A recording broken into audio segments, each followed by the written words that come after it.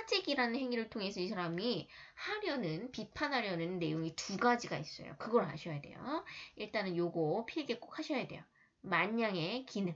일단은 만냥을 가지고 나라의 경제를 흔들었거든요. 허생의 비범함. 그 다음에 변부자의 대범함. 왜냐면 누군지도 안 물어보고 대뜸 줬다는 얘기죠. 요게 중요합니다. 조선 경제의 취약함. 경제 구조가 너무 취약한 거예요. 작은 거죠. 알겠죠?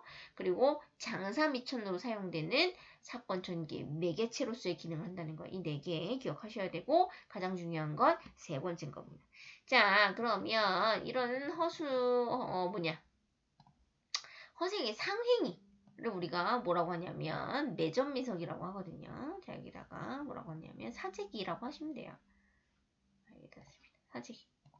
사재기를 한 거고요. 이걸 조금 어렵게 매점매석이다. 이렇게 얘기하는 거고. 비판하려는 내용은 뭐냐면 조선의 취약한 경제 구조를 비판하는 거고요. 그 다음에 양반들의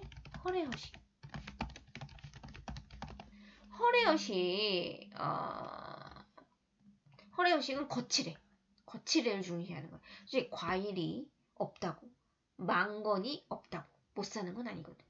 근데 이런 거에만 집중하기 때문에 과일하고 망건이 모자르니까 값이 치솟는 거예요. 그래서 이런 것들을 비판하고 있다는 거. 이거 제일 중요해요. 이거 시험에 무조건 항상 나옵니다. 이건 무조건 나오는 거, 무조건. 이거는 공부하셔야 돼요. 알겠죠? 사재기라는 행위를 통해서 이 사람이 두 가지 샀어요. 과일하고 말총을 샀어요. 말총. 자, 이걸 통해서 뭘 얘기하고 싶은 거냐면 이 만냥이라는 어떻게 보면은 나라 전체를 생각했을 때는 큰 돈이 아니죠. 그죠? 이런 큰 돈이 아니야. 이제 개인에게는 큰 돈이 맞죠. 하지만 나라 전체 구조상으로 봤을 때는 그렇게 큰 돈이 아님에도 나라의 경제가 휘청거려요. 그만큼 경제 구조가 취약하다. 아주 작다. 그리고 과일과 말총과 같은 어떻게 실질적으로 도움이 되는 물품이 아님에도 불구하고 양반들이 이런 것들을 중요하게 생각하는 양반들의 허례허식 이런 것들 비판하고 싶다는 얘기예요. 자, 이렇게 돈을 모았습니다. 돈을 모아서 선생님이 뭘 얘기하고 싶은 거냐면 그러면 현재 조선 사회에 대해서 선생이라는 사람은 어떤 비판의식을 갖고 있는 사람이에요. 부정적으로 생각하는 사람이에요. 그러면 자기가 꿈꾸는 이상 사회가 있을 거란 말이에요. 그것을 실현하기 위해서 그 큰 돈을 가지고 이제 얘기하는 부분이 나오는데, 자, 늙은 백사공에게 이제 은근히 물어봅니다. 빈섬에 대한 정보를 제공하는 인물이고요. 영감 혹시 바다 멀리 사람 살 만한 빈섬 하나 없던가? 빈섬이 있는지 없는지 물어보는 거죠. 있습지요. 제가 언젠가 큰 바람을 만나 서쪽 바다로 줄고 사흘 반담을 가다가 한 섬에 닿았지요. 아마 삼은 중국과 장기, 일본의 중간쯤 되는 위치에 있는 섬이고요. 꽃과 잎이 저절로 피어나고 오이가 철따라 읽고 사슴이 어때 지어 몰고 다니고 굉장히 평화로운 그런 곳이라는 거죠. 그런 빈섬을 제가 알고 있대요. 그래서 허생은 백사공의 말을 듣고 더없이 기뻐했습니다. 자네가 나를 그곳으로 인도해 준다면 평생 함께 부귀를 누릴 것세. 백사공은 흔쾌히 허생의 말을 따랐어요. 허생은 바람 타고 줄곧 배를 몰아마친데 그 섬에 갔죠. 근데 문제는 뭐냐면 평화롭고 풍요로운 것은 맞아요.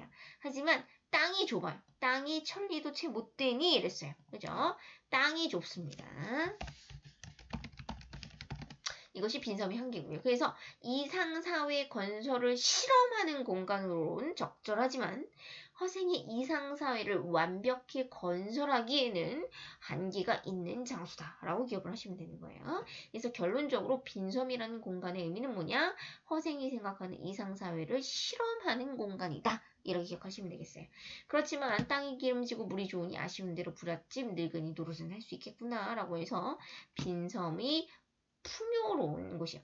땅이 비옥해. 그죠? 그러니까 뭐예요? 농사가 잘 되는 곳이란 말이에요. 자, 빈섬이라는 곳은 평화롭고 풍요로운 곳이지만 땅이 좁기 때문에 허생의 이상을 완벽하게 실현하기에는 부족한 장소다. 이렇게 머릿속에 기억하시면 됩니다. 아니 근데 빈섬이잖아. 사람이 없잖아. 그럼 사람이 없는데 누구가 삽니까? 덕이 있으면 사람이 저절로 모이게 마련이지. 자, 덕을 중시하는 유교적 가치관이 여기에 나타나 있습니다. 알겠죠? 덕을 중시하는 유교적 가치관이 나타나. 이런 걸 덕치주의라고 하죠. 덕을 가지고 세상을 지배하는 거. 왕이 덕을 가지고 나라 백성들을 지휘하는 거죠. 그런 것들 덕치주의라고 하는데 이 덕치주의가 나타나 있는 거죠. 자, 빈섬은 어떻게 된다? 허생의 이상사회를 실험하는 이상사회 건설을 위한 실험적 공간이다. 라는 것들을 기억하시고 요거 필기하시면 됩니다. 요거 필기해주세요. 빈섬에다가. 자, 요거는 한번 보시면 되는데 자, 빈섬 아까 얘기했죠? 바다 밖에 있어요. 그래서 해외 진출 사상이라는 것이 뭐냐면 무역이요, 무역. 자, 박지원이 또 하나 우리 조선 사회에서 비판하고 있는 게 무역이 잘 이루어지지 않고 있다는 거예요. 그러니까 무역을 통해서 부를 크게 축적할 수 있거든요. 부를 쌓을 수 있는데도 불구하고 우리가 쇄국 정치하자, 그지? 문을 걸어 잠갔자. 그러니까 무역이 활발하게 이루어지지 않아요. 조선 사회에서 그런 것들을 비판하는 곳이고, 근데 이제 빈섬 바다밖에 있기 때문에 이런 어떤 자상, 무역을 통한 부를 축적하기에는 적당한 장소로 볼 수가 있겠죠. 사문과 잔기, 사문 중국이고 잔기는 일본이라고 했어요. 그래서 구체적 지명, 중국과 일본이라는 것을 통해서 사실성을 높이고 있고요. 실질적으로 존재하는 공간이다. 이런 암시를 주는 거죠. 실질적으로 존재하는 곳인지는 아닌지는 모르죠. 네. 풍요롭고 평화로운 곳이라는 거. 그 다음에 농사짓기에 적합한 공간. 하지만 땅이 좋기 때문에 완벽한 이상사회를 건설하기에는 부족한 공간이다라는 거죠. 자, 그러면 뭐가 나왔습니다. 땅을 봤어요. 이상사회를 실험하기 위한 공간을 확보했습니다. 누가 부족하죠? 사람이 없어요. 사람을 구하러 가야겠죠. 이때 변산에 떼도둑이 1000명씩이나 우글거리고 있었습니다. 자, 그 당시 조선사회의 가장 큰 문제점 중에 하나가 뭐냐면 군도의 무리예요. 군도. 그러니까 도적의 무리들이 너무나도 많았어요. 근데 문제는 뭐냐면 이 사람들이 원래는 양민이었어요. 백성, 일반 백성이었어요. 근데 가혹한 세금, 그리고 살기 형편이 녹록하지 않다 보니까 전쟁을 2번이나 겪게 되거든요. 병자호란 그 전에도 임진왜란이 있었고요. 그렇기 때문에 백성들의 삶이 피폐해질 수밖에 없었고 먹고 살기가 힘들었어요. 그런 상황에서 세금까지 내야 되는 백성들 살기 힘들죠. 그러다 보니까 살기 위해서 어쩔 수 없이 도적이 되는, 군도가 되는 그런 백성들이 굉장히 많았어요. 근데 이런 것들을 제대로 집권층이 해결하지 못했기 때문에 속수무책 해결 방법이 없었다 이런 뜻이죠. 그렇기 때문에 무능한 지배층의 모습이 여기 나와 있고요. 허생은 변산으로 가서 도둑대의 산책 집을 찾았어요. 그리고 우두머리를 만나서 이렇게 물었습니다. 자, 너희들 1000명이 1000냥을 노략질 빼앗아서 나누어 가진다면 한 사람 앞에 얼마씩 돌아가겠느냐? 자, 우두머리 이 미친놈은 누구야? 이러면서 얘기하지. 야, 그거야 한 사람 앞에 한 냥이지 얼마야? 너희들에게 아내가 있니? 없어. 논밭 있고 마누라 있으면 도적질을 왜 해? 이렇게 얘기했어요. 정말 그렇다면 왜 아내를 얻고 집을 짓고 농사를 지을 궁리를 안 하느냐?